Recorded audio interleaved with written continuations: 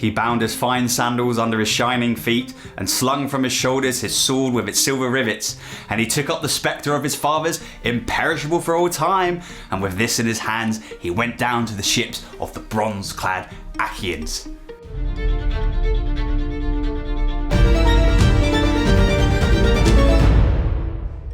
Hello and welcome to a special episode of The Rise and Fall of Athens.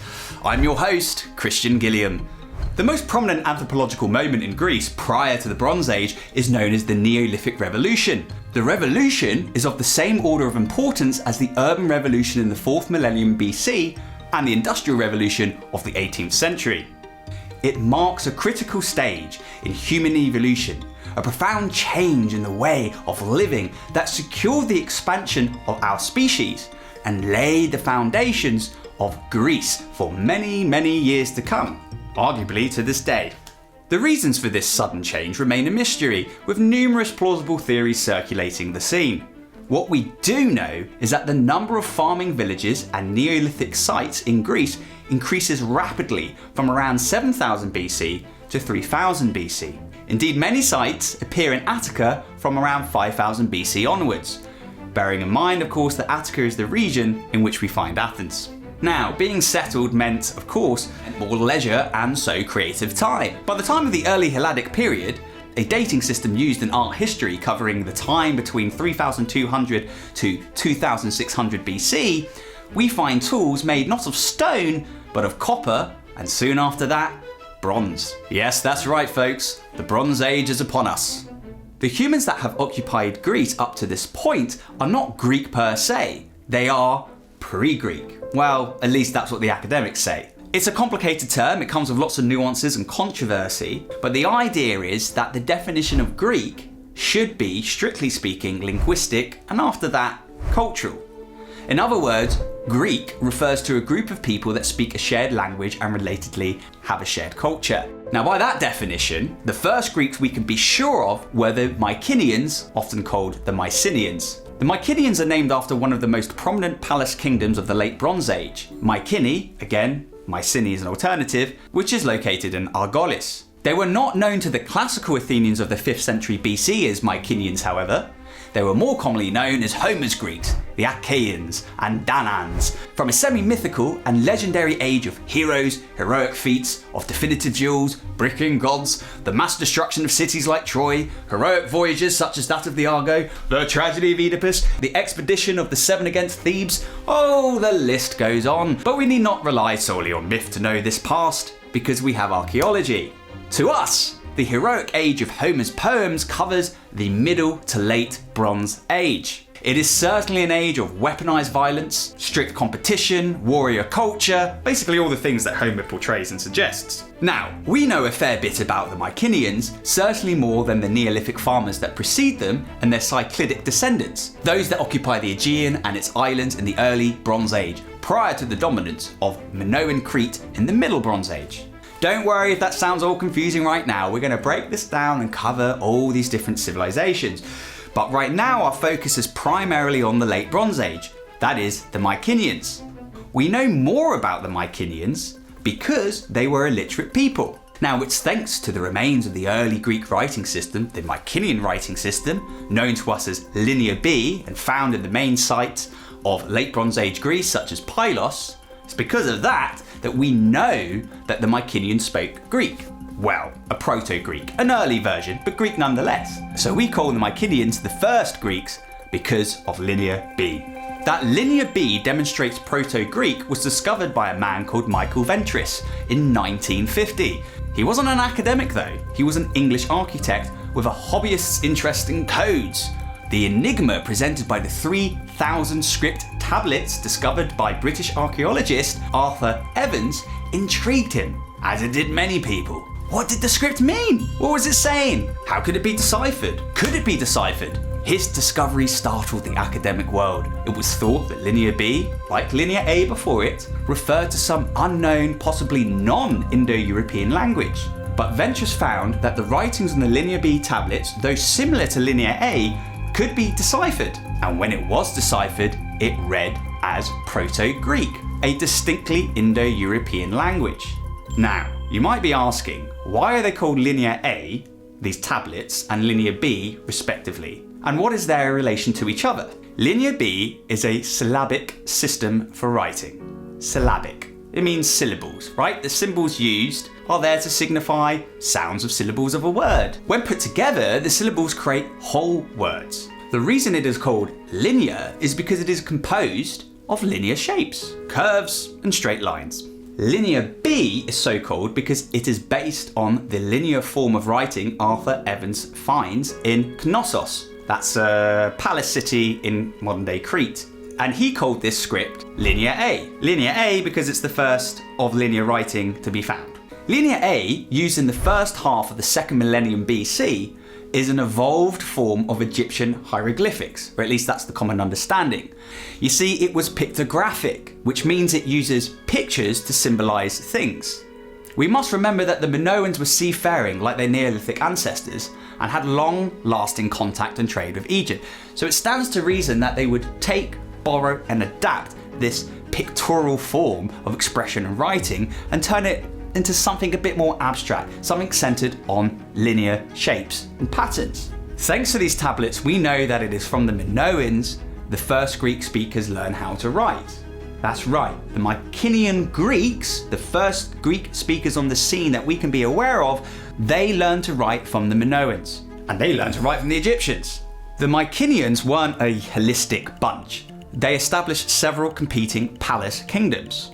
So for example, Pylos is ruled by Messenia, and there are 2 sites in Argolis, Mycenae and Tiryns, 2 in Boeotia, Thebes and Orchomenos.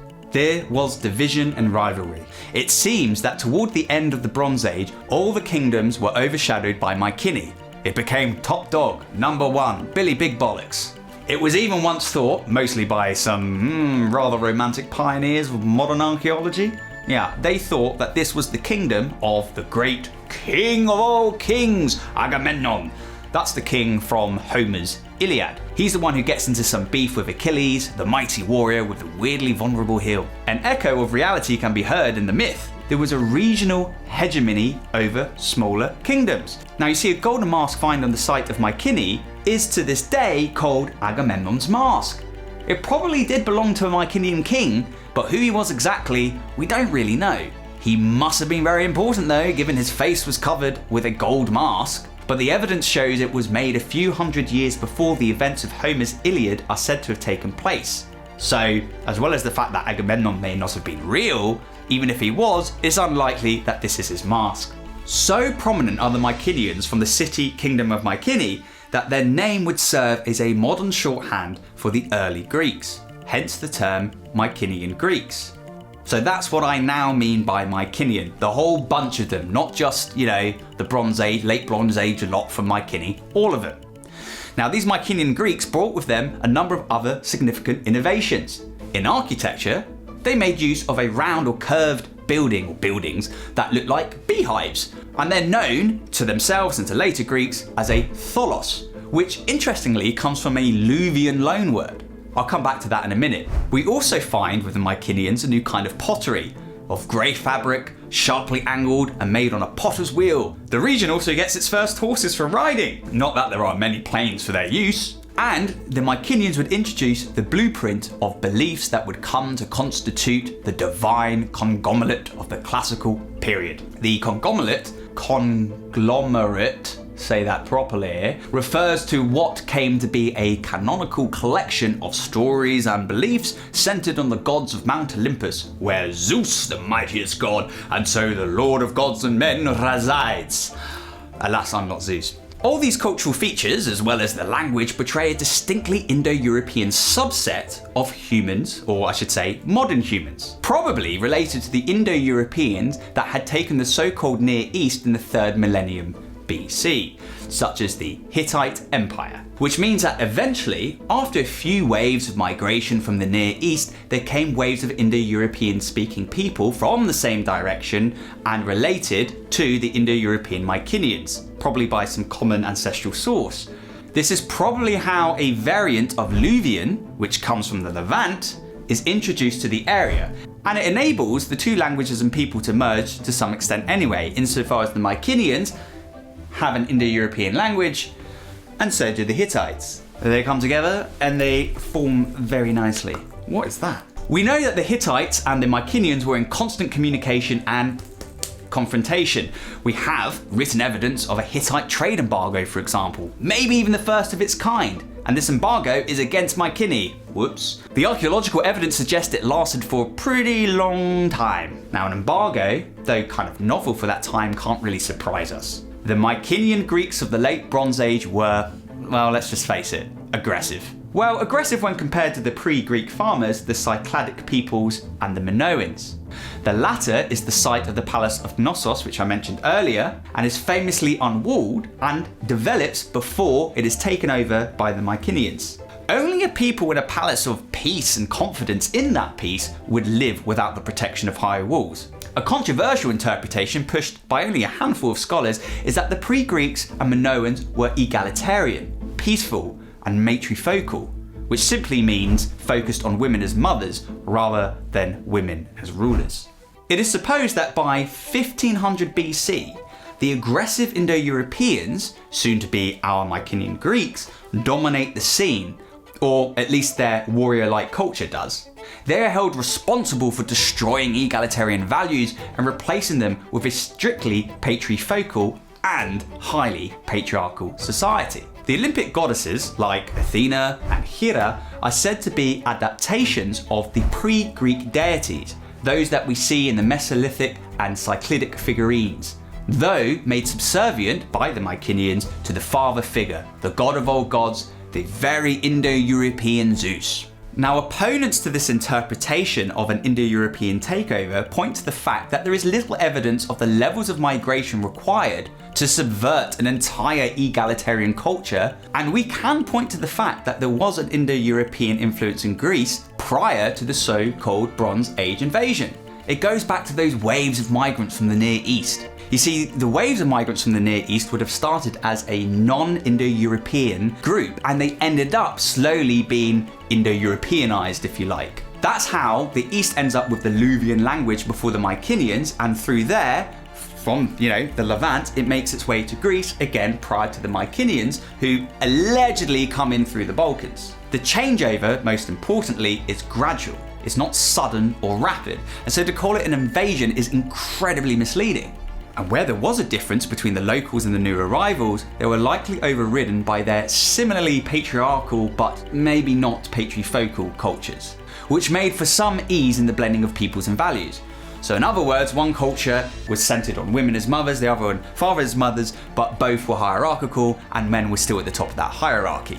And Mycenaeans do indeed adopt the Luvian words of the locals. As we saw, they use the word tholos to refer to the circular tombs. Some have suggested that it was only the warrior elite of the Indo-Europeans that made their way into what some think was a matrifocal, though not matriarchic, civilization. So whilst not outnumbering the locals, they put their cultural stamp on it, subsuming female deities within a pantheon of gods, starting with the Earth Mother Gaia, but ultimately ruled by Zeus. One anthropological theory is that the Stone Age male hunter-gatherers pushed human society in this aggressive direction far before the Bronze Age, and namely by the practice of kidnapping women from rival bands of hunters in the hope of improving their chances of reproducing and so surviving as a band. In other words, it is unfair just to blame the so-called Indo-Europeans for violence. Along similar lines, others have pointed back to the extinction of the Neanderthals as evidence of human aggression. But there's no real evidence for this,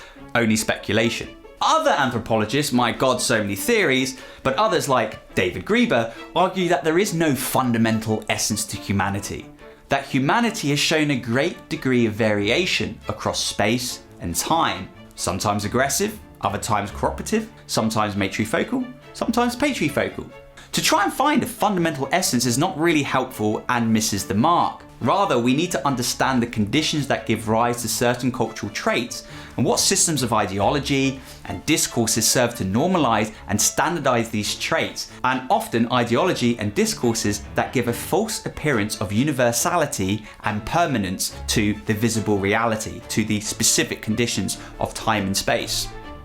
Okay. So, a lot of ideas, a lot of theories, a lot of contradictions, a lot of speculation. Clearly we don't know enough. But can we infer anything from all of this? I think we can. We can at least begin to see how pre- and early history can be used to justify certain human behaviours, contemporary behaviours, as natural, or the other, unnatural. And this puts a lot of pressure on historians to get the story right and not let their imagination or their bias get the better of them. And that's not an easy feat. Given the relative lack of data on these questions, we must be very cautious in the inferences and conclusions we draw. We end the episode with a better idea of who the first Greeks were and why we think they were the first Greeks, and the profound effect they had on the region and its culture. These people of bronze, our Greek invaders, as they are misleadingly known, brought with them the horse, the wheel, a language, and possibly a new male-centric culture. It is a civilization and a culture with a relatively short shelf life though. It appears and reaches its apex as quickly as it falls, crashes and burns. We are a long way off from reaching our classical Athenians of the 5th century BC. There are dark times ahead before we get to it. But, as always, it is darkest before the dawn. Or some such rubbish. Wait, before you go, I just want to say thank you very much for watching. I hope you enjoyed it. If you did, ring the bell, like, leave a little comment. If you have any questions to ask, please ask them, because I will respond. If you really want to help us out, consider joining our Patreon community. It costs about a cup of coffee a month, depending how expensive your coffee is, of course.